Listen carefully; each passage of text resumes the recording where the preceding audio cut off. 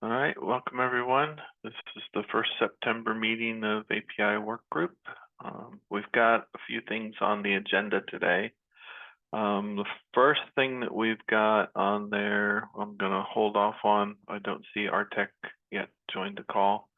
That's the PR 343 discussion, Morris. So we'll put that one on hold for the moment.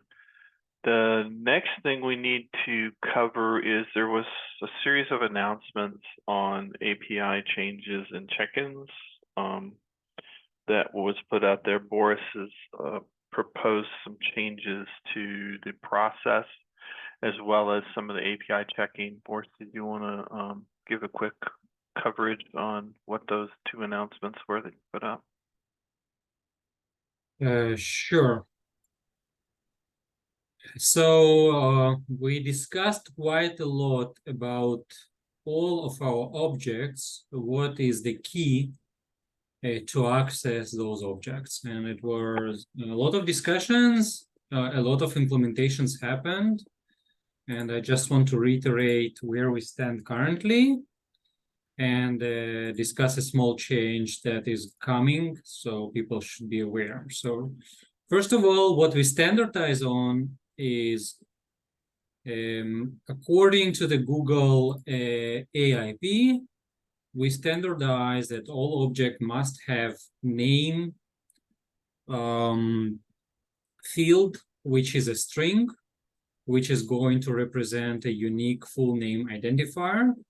And we posted a lot of links about this. If people still have questions, please feel free to reach out. I also posted on Slack. So the name field reference is the only key that is allowed. So other objects can reference other objects by using string field called name. So we removed the object key and all of that proprietary things that we kind of came up with in favor of these common Google AIP methods for referencing strings. However, customers cannot set the name field, and this is why Google AIP came up with resource ID. So resource ID can be optionally provided by the customer. If it's not provided, it's going to be server generated, usually in form of UUID. And the full resource name will be generated based on this resource ID. So all of that is already implemented in storage, in EVPN gateway as well. That's not new, but I just wanted to spend a couple of minutes to reiterate all of that. What recently changed is Google discussed very extensively what is a correct annotation for this name field, because this cannot be set by a user, but this is uniquely identified. So there were a couple of suggestions by Google back and forth. So finally, they decided that new annotation is going to be introduced called identifier. So all these annotations are going to be changed from output only or immutable that we previously used to identifier. And starting the next release of the linters, it's going to be enforced. So I created a pull request to change all the annotations that we currently have in our API definitions across storage and EVPN gateway to reflect this change. And I posted a pull request also in the chat and in the Slack so people can look at it. So output only and immutable field behavior annotations are going to be changed to identifier. So the pull requests from Google were already merged on both linters and AIP definitions as well. And we're just waiting for a new linter release that is supposed to happen this month. Once the release is done, we have no choice but to update a new linter and merge this pull request for change of behavior. So just wanted people to kind of look at it, acknowledge it. If you miss Slack notifications and others, this is what we are going to do in the very near term. Any questions, comments on this first item? Hey Boris, this is only for the name field, right? This new Yes. annotation, it is only introduced to actually not having multiple annotations as we have today for the name field, but just Exactly. one. That okay. Yes. And linter is going to enforce it, so we have no choice but to actually update it and use a new annotation for the name field, correct? So I already created a pull request for you, Dimitrios. You don't have to create a new one. I created one pull request that kind of goes through all our API definitions and change the annotation to the correct one from the identifier. Okay, cool. And do you know what the timing is for that change that they're going to put in for us, or it's just sometime this month? That's all we know. The pull request itself already merged. We're just waiting on the release, and release should happen sometime this month. Yeah, okay. Yeah, that's what I was asking, was the release. Okay, so we just have to keep an eye out for it, so it will affect things. All right. Yeah. I have this tracking already established, the automatic renovate for all the GitHub repositories, including OPI API. So as soon as this change will come in, automatically we are going to get a new pull request created for us by Renovate itself. So we don't have to actually remember or track this. This is automatically done by Renovate for us. Great. Okay. Thanks. And this leads to the second small announcement is I set up a Renovate to update the linters, and Renovate actually found that we are very outdated on the linter behavior. So I did a lot of work last week. So our Google API linter changed from 136 to 156. So a lot of versions jumped, like 20 versions. I had to make all the changes to accommodate for all of that. Most of them are trivial, so I didn't kind of raise in any broader forum. But you can go through the history and see what emerged. But all of the changes are to accommodate a new AP linter behavior. So now we are at latest 156, and we are waiting for 157 in order to do the previous announcement for identifier of name field. And so those are the two major things that happened in the past few weeks that I wanted to share with a larger group, so you're aware of what's happening. Great. All right. Thanks, Boris. Thanks. Okay. So, any questions around that in addition to what's already been asked? Okay. The next thing on the agenda that we had here, we wanted to discuss the timing for the networking workshop. That's on the agenda. We brought it up last week, but of course, lots of people were still out with vacation. So timing wise, what are people's thoughts? I know we want to do it this month. We want to set up the first meeting as kind of a 2-hour thing, not to go over 2 hours because everybody's eyes will start glazing over. But I'm looking for some timing guesstimates, estimates, suggestions, etc. for this particular meeting. So any thoughts coming out from the team? I was very greedily hoping that we could do something in person, and I know that not everyone's going to be at SDC, but there will be a good number of folks in the Bay Area that week of September 18th. So I thought maybe that would be, if we wanted to do it in September, that would be a good time, and we could co-host something at SDC or in some place nearby. It's in Fremont. So that was one suggestion, but I know I'm filling in for Paul, who can't make it to SDC. So maybe there aren't that many people in this call that are going to be there in the Bay Area, but I thought that would be one possible one possible place where we could actually get together in person. Any thoughts from the team on that timing?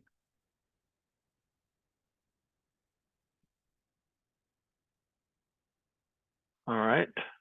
I put it down as a note. I'll put out a query to the entire group on sometime the week of the 18th, and I'll go back to our previous poll. I think a lot of people suggested doing it on a Tuesday. I don't know if there's some schedule that we have to fit around with SDC, or if that isn't going to work, then we'll figure out an alternative time frame. But Hi there. Sorry, I was on mute when I tried to speak there. I was just going to say, certainly from me, I don't envisage being able to get any travel authorized in the next quarter. And if there is a meeting in the Bay Area, then it's not going to be time zone friendly for people that are in Europe, which could be a slight problem. Unless we make it early for the Bay Area folks. Yeah.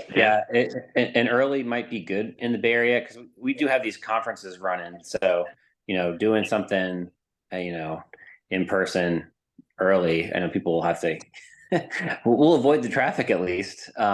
So I'm open to that. I'd make the time if there were others who wanted to get together. But certainly this time is okay, right? 9 o'clock or so.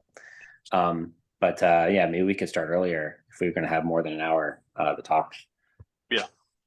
Maybe 8 o'clock Pacific time, if it is like a 2-hour workshop, maybe it will suit us better because we are in a European time zone. All right, I'm making some notes, guys. Yeah, so 8 till 10 for Europe is 5 till 7. Yep. Okay, will that work for you guys in Europe? I take it will. Okay. I'll work on putting that out there to the team, see if there's any other thoughts, but other than that, we'll try to plan something for that week and get it set up on calendars. I'm at the same point as you are, Donald. I'm not going to get travel approved. I don't think Boris will either, since we both kind of know what the travel requirements are with Dell, and we're both not located in the Bay Area, so it'll probably have to be a combination of some people in person and others over a Zoom call. So we'll work it out that way. If this is networking theme, Mark, we can ask Venkat if he can join. Yep. Yeah. Venkat is out there, so we can see if Venkat, maybe even Joe White. Don't know what Joe's status will be that day. All right. Sounds good. We'll see what we can do about getting that set up and getting it all aligned. Great. Okay. The next topic is we wanted to start going through, we've got a lot of issues, we've got a lot of PRs that are out there. I think we'll start by, let's take a look at the PRs that are there. So let me share the screen. This is the current set of open PRs. The ones near the top are, they're currently being worked. Though I think what we should do is start looking at some of the older ones. We've got the original one that we did for the networking prototypes for the cloud APIs. Subsequently, I know Vipin's done a lot of work and broken it down, and we've got an entire cloud API set that we've been working with. So the question to the overall group is, should we close this particular PR, put it into an archive state so it's there as essentially a reference?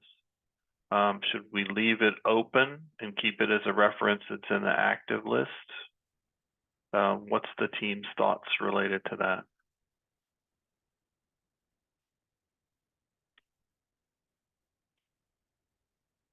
quiet group. Okay. So at this point, go ahead, Boris. I think. What is the difference? Yeah, we need to understand, I at least want to understand what is the difference, because we merged the portion of it already, so some of it already merged. Right. So I'm not sure if the VPN intention to merge the second portion of this, or like. So Vipin, did you intend to continue with the cloud APIs based upon the original, or do we need to just go ahead and archive this? Yeah, we should archive this one. I'll close it. Okay. Yeah. All right, great. Thank Both you. of them. There are two of them. I'll close both of them. All right. Yeah. All right, I'll leave that one to you to close then. Thank you. Yeah. Thank you. So the next one we've got is the IPsec protobuf definitions, back from the security timeframe when we were looking at that. I'm not sure. Don't see VJ on here. So we need to take a look at this one, see if there's anything here. Otherwise, we need to make a decision whether or not we close this. I think we've already got everything set up right now with our current IPsec.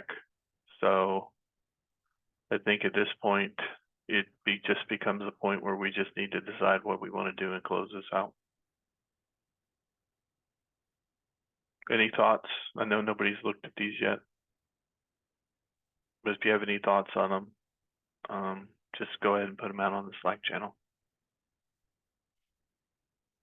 Yeah, the last comment was with from Kyle that he suggested we close this. Right.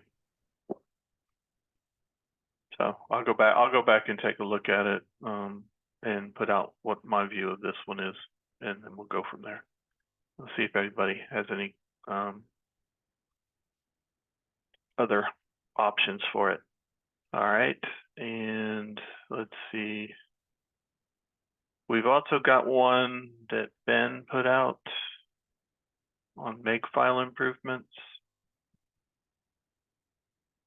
It's a good pull request. We just need more time to kind of revive it and see.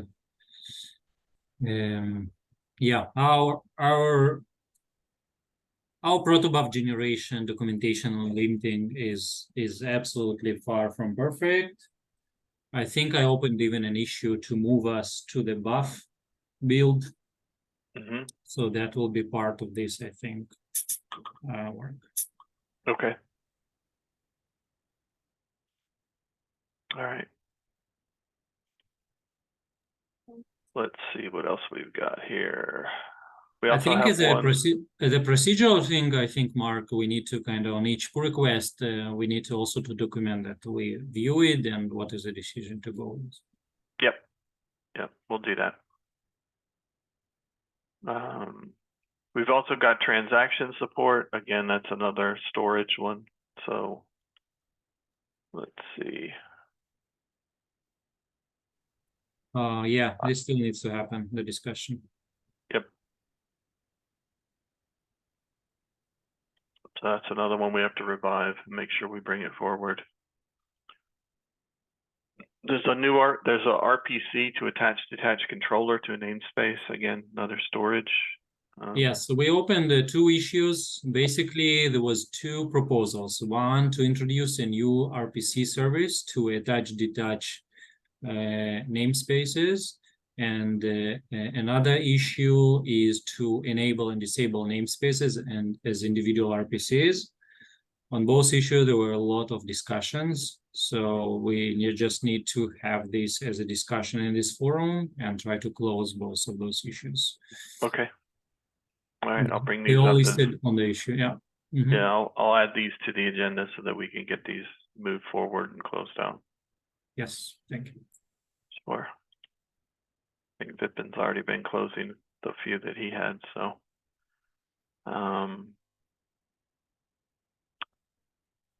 We've got the subnet associated with tunnel interface for EVPN.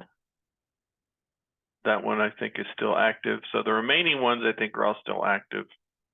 The We'll go subnet through these. associated tunnel interface, This is our attempt to align between the EVPN gateway and cloud Right. APIs. So I think this will be deferred to the summit that you are going to have Yep. on networking. And once it's resolved, we'll revisit it again. The idea, if we can have a single cloud-like based APIs to accommodate for EVPN gateway use cases or not, and then we'll decide what to do with this, because this was an extension for the cloud APIs specifically for this EVPN gateway use case. Correct me if I'm wrong, Vipin.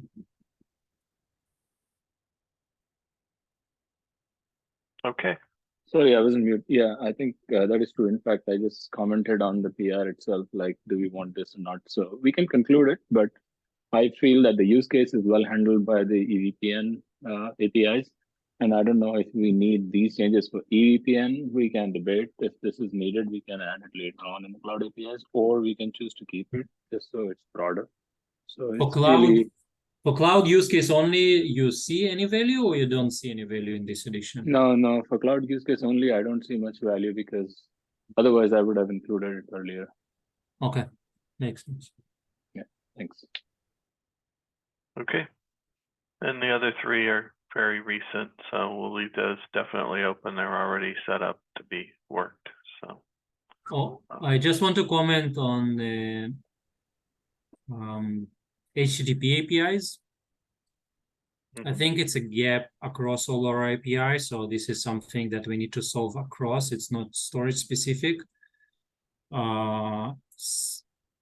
People start to use our APIs, and as you know, gRPC also support gRPC gateway HTTP service. And currently our APIs are not compiling. So this is an issue not just in storage, but across all the APIs. We need to fix that, and also open an issue on this, but we need to generate not just the protobuf definitions compiled, but also for gRPC HTTP gateway. all right, I was getting ready to move to the issues. So is that one of the ones that you recently put in here, Boris, or is that a one that's further down? Now let's start just one by one and we'll see how it goes. All right, I'll start at the bottom since we want to try to get these older ones taken care of first. So we've got Second storage. page we have. Oh, you're right, thank you. So we've got the add discovery to the spec, just a documentation. No, it's actually a new discovery service that we need to add into storage APIs. The Okay. idea here is instead of creating the backend objects by hand, there is an opportunity for us to do the discovery. So we need to configure the discovery gRPC service, how to we add and remove discovery protobufs to discover remote NVMe Fabric targets. So this is actually work that have to happen on the API definitions, a new service. All right, We And need the to bring it to discussion. okay. So we'll bring 53 to discussion. And we've got number 61.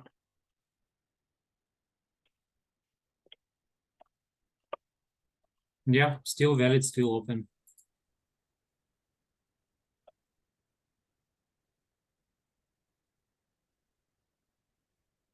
All right, go back to the previous page.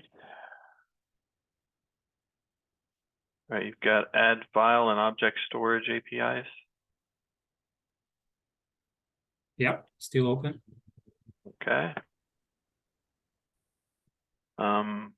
The networking one, yes, we still need to work on the use cases for networking. So, as well as, well, this is just a README update. So this is documentation. So I'll go back and take a look at that. Okay, separate reference implementations via generic APIs.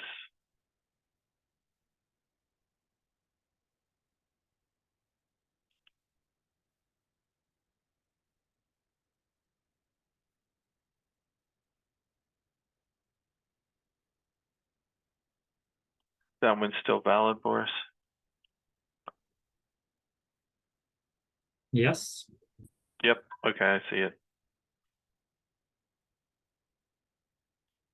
All right.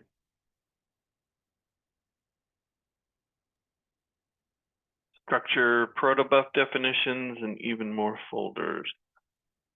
Still valid. Okay. Okay, open offload back to the session offload number 132. Yep, still valid. All right. We forked from the session offload APIs, Kyle did, and we tried to contribute back. So we need to keep trying. Yeah, see if they're going to do anything with it. That seems to be a quiet repository right now. Yeah, since Kyle left, I don't see anybody stepping up for the specifically strong swan and IPsec APIs. So we maybe need to find somebody who can drive it. We have a good handle on EVPN gateway. We can have a good handle on storage. VPN is kind of took responsibility on the cloud API side, but we don't have anybody on the IPsec strong swan. Yep. All right, we've got 142.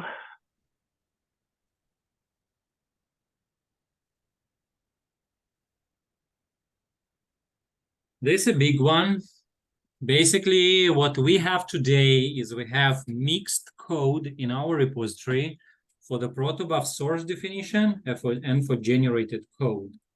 The industry kind of split about this. Some people like to have the protobuf definitions together with the auto-generated code, but we saw a lot of interest from the industry to split it into two GitHub repositories and have CI/CD pipeline to automatically have the auto-generated code. So the proposal is to create another GitHub repository that is going to be 100% auto-generated, that will take protobufs from the OPI API repo that we can rename to, I don't know, source API or something like that, and use the GitHub actions that we already started to work on with buff generate, but basically to create automatic pull requests and automatic version generation and propagation and releases, which are 100% automatic on a new GitHub repository. This is what this is about. This will allow us to remove the generated protobuf files from this repository. So this repository that we are reviewing today is going to only have definitions and documentations, which is going to be much easier to maintain and review. And the generated code is going to live in a different repository. And again, the idea is to 100% fully automate. Every time we merge a pull request here, it will create a commit into automatic commit in the generated GitHub repository. We wanted to bring this into this forum for a larger discussion. Again, if you want to finish going all the pull requests and just document what we need to discuss and then put on the agenda for discussion, but it's a huge one because this is actually splitting to two repositories, and then we'll need to update all our existing code to point to a new GitHub repository. Yeah, but I think it makes it a lot simpler in terms of a lot of the check-ins and a lot of the errors that get picked up in check-ins. So yeah, definitely a good one to discuss. I made a note of that. Okay, number 148. It's one you opened. Opened, yeah. We need to go through all the fields inside all our NVMe definitions and compare it with NVMe specification 1.3 or 1.4 or 2.0 even, and make sure that we have alignment on all the correct fields that we need to expose, and it still haven't happened. This is a major gap in the storage APIs. Okay. 159, that was opened by Renovate bot. Yeah, this is how Renovate operates. That's fine. You can skip. Oh, okay. It's a dashboard that shows all the Renovate latest operations. Okay. 161, Yeah, this is a that's the discovery. NVMe discovery you talked about earlier, yeah. Yes, yes. 174, resource-oriented design. Okay, that still needs to be worked, I'm sure. So we almost, I think we're almost done with everything. We left with HTTP and gRPC transcoding 127, which is related a little bit to the gRPC HTTP gateway that we discussed previously. Mhm. But majority of things done, and except for a few comments that are still missing, we fixed all the linter problems and we enforce them now. So once we complete all the list of the remaining comments missing, we will enable fully the comment linter as well. But most of the work was done. All right. 177 and 178, we may as well take those as a group because it's detach and disable the namespace. Yeah, it was a major pushback from Intel specifically, so we need to bring Intel back and have a discussion on this.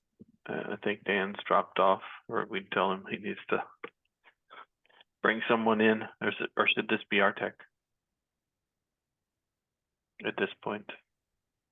Or we can ask Ronnie to ask Ben to now join these discussions from NVIDIA side since he moved. Yeah. Okay. 185. Yeah, still open. Okay. Same with 188, still open, yep. We discussed the firmware revision. We need to put together the details of how we want to do that, which is 191, 195. Is that taken care of with the new linters? Yeah, we still have a few comments to fix. Mhm. Okay.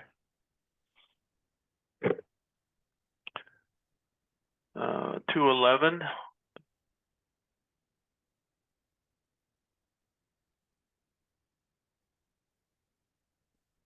This is a discussion for the group. For now, we only use the single gRPCs. gRPC protobuf supports batch methods, which will allow us to create objects as batch. For example, for EVPN gateway, if we have Dimitrios here on the call, right? We can send individual APIs, create VRF, create VRF, create VRF, create VRF, or we can use a batch definition and send 1,000 of VRF creation in a single call. This is what batch is about. So we need to discuss it, whether it's useful, people like it, and if they do, we need to add batch methods into our existing APIs as additional option to a single resource creation, and add implementation for that in our reference implementations to support batch creation. All right. This is to help scale mostly. Mhm. Yeah, This allows is you the- larger blocks of exchange. Yeah. Okay, I added it to discuss that. 211. Yeah, our statistics really sucks on all the objects. So we need to go through all the objects across all the APIs, EVPN gateway, storage APIs, security APIs, and to make sure that we have really good statistics. Currently, we don't at all. All right. By the way, all of this is going to prevent us to promote APIs from alpha to beta. Yeah. Okay, number 303. Related to the HTTP annotation with the gRPC HTTP gateway. It's in the same area. Okay.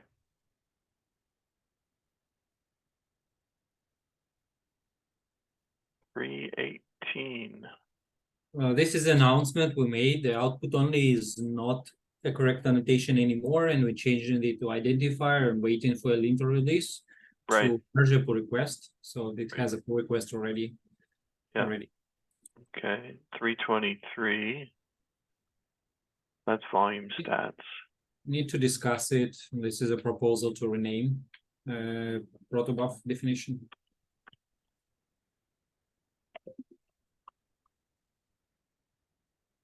Okay, 329. That's the linter.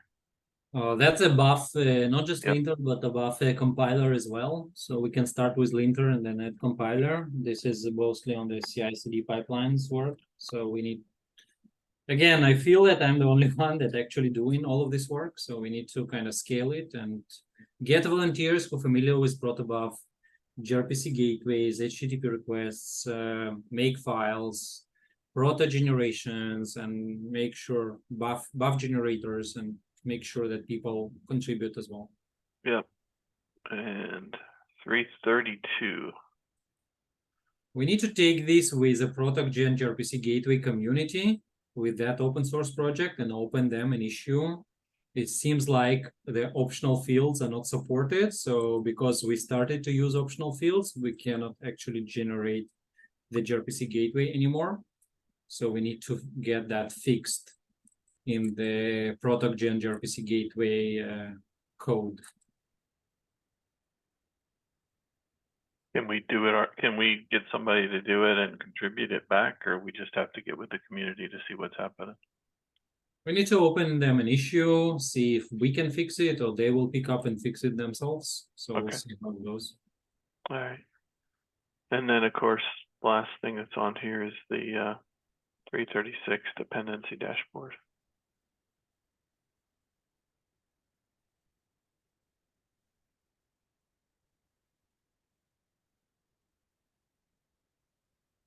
All right. I just want to reiterate, this is a lot of work, a lot of missing items. And while it was very nice and cool for this group to discuss very high level topics, we have actual real things to get done. So I'm really happy that we took a time to go through these open issues, because we need volunteers to assign issues to themselves and start working on them and propose pull requests. Otherwise, this is not going to happen. Right.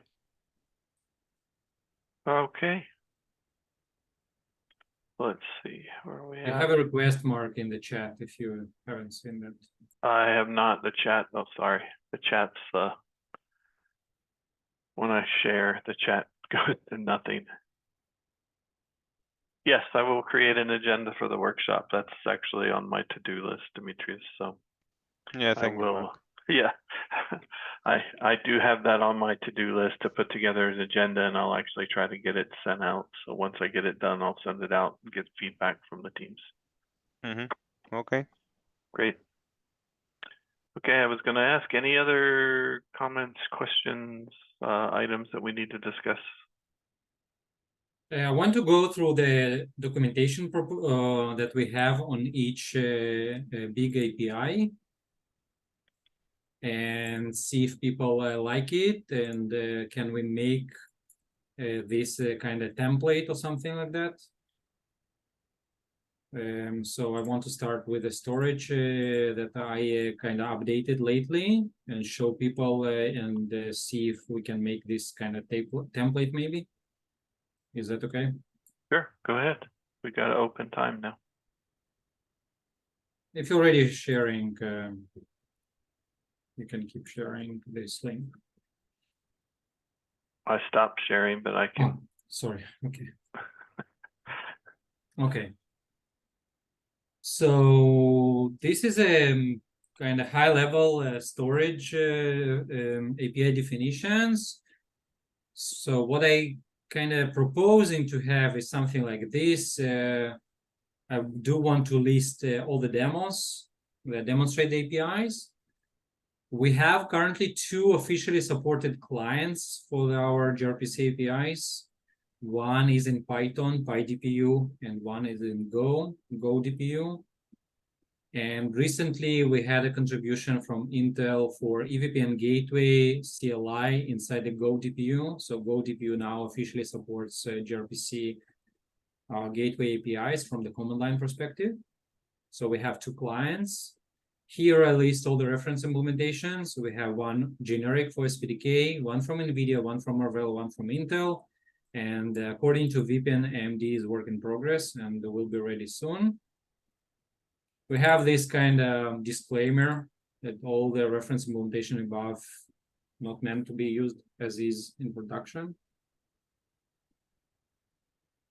And this is the addition that I made to this kind of APIs. All the rest was, existing page. So I'm not sure if people like this format or can suggest another format, but I do want to encourage same look and feel on all APIs.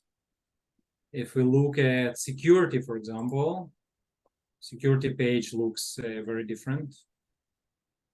If we look at networking, EVPN gateway, I like there is a lot of documentation that Dimitrios and team did. This is perfect, but again, this is a very different look and feel. So I kind of asked the group if we want to keep a little bit more consistency. Same with cloud APIs, great documentation, but not the same look and feel. So what people think about, can we create maybe a template across all the API folders and how we maintain and keep it in sync? That's kind of, we can create an issue on this mark for tracking. Yep, we could do that. I can do that, Boris. I'll go out and do that. Yeah. But this is kind of an open question for the forum. I personally like the idea of trying to get a common look and feel. I also like the idea of having the details in there. So maybe we can do some combination where you have a common look and feel with the details that you were showing on storage, as well as trying to put in the details like we have in some of the other areas. So just be a combination of both in some aspect. Any other feedback on that? Yeah, also I'm not against that. We can have a common template and also a section there that it can be like, it has more degrees of freedom, so we can put extra stuff that are out of template maybe. But yes, as an initial proposal, I'm not against that. Of course, it can have the label of low priority right now, right? Yep. It's nice to have, right? Yes. Yeah. We need the priority needs to be getting some of these APIs defined, cleaning up some of the issues that we just went through, and making sure that we can address all of the different pieces that are going on. But we got to get some of these APIs defined much better, and then try to come up with a common view. I think those are the priorities. All right. And the last item, Mark, is what we discussed in TSC today. We want to make a list of requirements, what is needed in order to promote our alpha APIs to beta. Which means we need kind of vendor commitment that they feel comfortable with those APIs. We need to fix all the HTTP, gRPC transcoders for gateway. We need to make sure all the missing APIs, at least for open issues, for enable, disable, for the discovery APIs, at least considered and approved or disapproved. We want to stop making break-in changes, so we need to track the break-in changes from now on if we promote to beta. We need to have vendors agree to reference implementation. I would love to have new set of demos to be recorded using the beta version of APIs if we're going to promote that. So we need commitment from the demo producers for the beta version of APIs. So we're talking about EVPN gateway APIs, we're talking about storage APIs, we're talking about security APIs. So we need to make sure that we create pull requests, but like Joe suggested, but most importantly, we need to make a list of what it means to promote API and what are still the open issues and gaps that prevent us from actually promoting, so we can actively working in priority to close those gaps so that we can actually close and promote the APIs.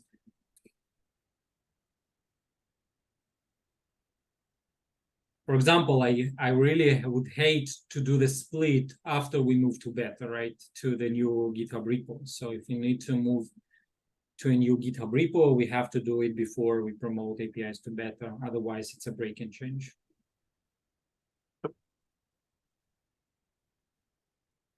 So we need to create. We really need to discuss the repository split that we were talking about in 142, and then make a decision on that before we move the promote. So either we use discussion tab on GitHub or Slack or open issue and have the discussion there, but we need somehow to get input from everybody. They agree, disagree, what they feel is still a gap that prevents us to promote. And then we can gather all this input and start actively opening issues and work on them one by one in order to close them. And we need to track this progress as well. Right. Okay. So what we'll do, I'll open an issue related to the requirements, and then we can, maybe we'll set it up as a GitHub discussion and start putting in all the thoughts around that and getting feedback from the teams.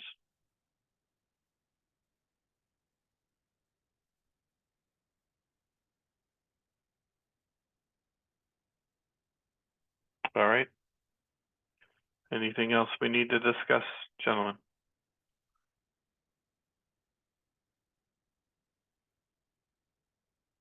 Well, if not, I'll give you a few minutes back so you can transition to your next meeting. Thank you for attending today, and we will talk again next week. Thank you. Thanks, everyone. Thank you, guys. Bye-bye. Bye-bye.